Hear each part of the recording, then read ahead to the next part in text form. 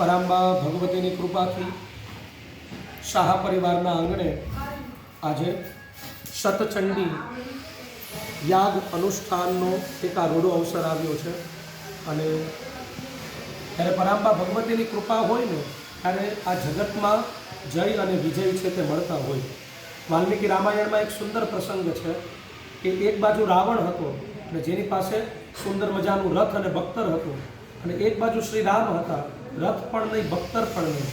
રામજીની આ દશા જોઈ અને વિભીષણજી ચિંતા કરે છે અને એકદમ ભયભીત સાથે રામજીને કહે છે કે આમાંથી વિજય કેમ મળશે, આ બાજુ તમે રાવણ જુઓ અને તમે જુઓ. અને ત્યારે ભગવાન રામ વિજયનો કિમિયો બતાવે છે. જો જય હોય સુસ્યંદન કહો, હું તમને એવા રથની વાત કરું છું કે જેના દ્વારા વિજય સહજ રીતે મળે. અને ત્યારે રામજી કહે છે સૌરજ ધીરજ તેહી રથ ચાકા સત્યશીલ દૃઢ ધ્વજા પતાકા. આ જગત છે ને દરેક વ્યક્તિ હોય, આપણી અંદર કે બાહ્ય, આંતર અને બાહ્ય છે ને સંઘર્ષ સતત શરૂ છે. એટલા માટે વિજ્ઞાન પણ કહે છે કે who is the survive, the fittest is the survive. જે પોતાની જાતને અને જગતને જીતી શકે તે સહજ રીતે સર્વાઈવ કરી શકે. રામજી કહે છે કે સૌરજ અને ધીરજ, સુરવીરતા અને ધીરજ આવે છે. પણ આ શૌર્ય અને ધીરજ જીવનમાં બધી વાર પરાક્રમ પણ ન કરવાનું હોય.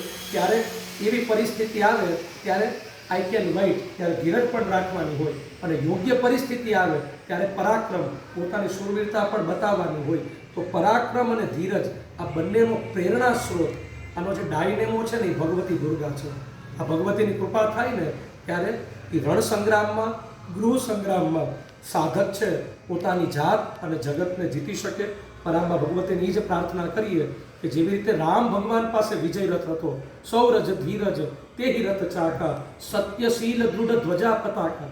પણ જો જીવનમાં ધ્વજા પતાકા તો કે સત્ય અને શીલની આ ધ્વજા પતાકા અમારા જીવનમાં આવે અને આ વિજય રથ દ્વારા અમે પણ સહજ રીતે વિજય પામી શકીએ તે ભાવથી આવો ભગવતી દુર્ગાને વનામણા કરીએ.